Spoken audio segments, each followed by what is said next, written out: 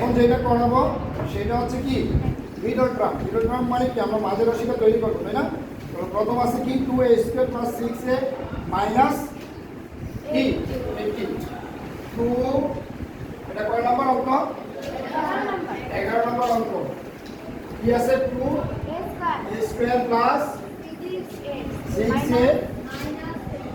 6a minus আমরা এই দুইটারে ভাঙে আমরা কি করব? মাঝের রাশি তৈরি করব। মাঝের রাশি তৈরি করতে গেলে প্রথম রাশি গুণ শেষ রাশি, আমাদেরকে প্রথম রাশি গুণ শেষ রাশি। তাহলে প্রথম রাশি কত আছে? 2 আছে, গুণ শেষ রাশি কত আছে? তাহলে কত হবে? 100 আর গুণ 160। এই 160 আমরা কত বানাবো? 6 বানাবো, 6a বানাবো। কিভাবে বানাবো সেটা একটু দেখি।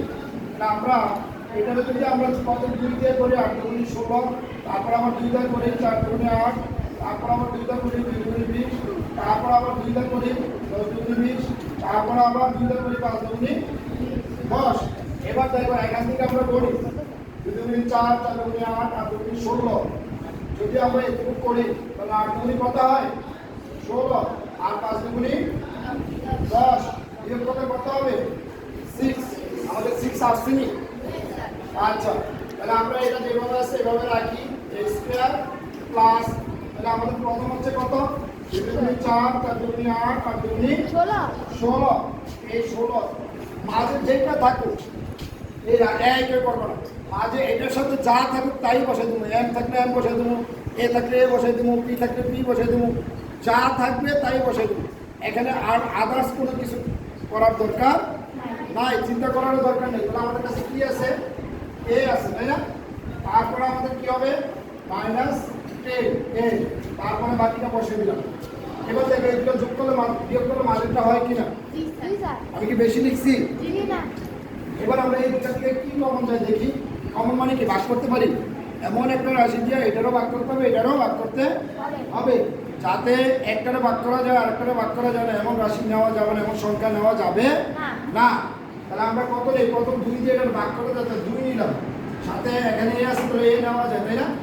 যদি 2a² 2a দিয়ে ভাগ করি কত হয় জানো তোমরা? দেখো আমি ভাগ করে দেখাই। 2a² 2a দিয়ে ভাগ করলে কি হবে? 2 এর কাটা এ কাটাতে থাকে কি? a। এখানে থাকে a।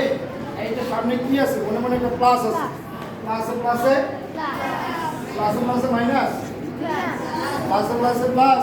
মাথা গরম হয়ে যায় গরমের দিন নাকি? ঠান্ডা রাখবো কুল। তারপরে কি দেখো, তারপরে কতটা ভাগ করবো আমরা বলো? তারপর আমরা 16 এর ভাগ করবো কি দিয়ে? 2a দিয়ে এ কাটা 8 × 16। তাহলে এখানে থাকে কত? 8 নাকি? এবার আমরা এখান থেকে মাইনাস কমন নেওয়া যায়, মাইনাস কমন নিলাম।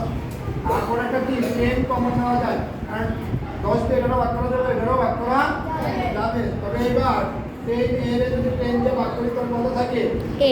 a। মাইনাসে মাইনাসে প্লাস।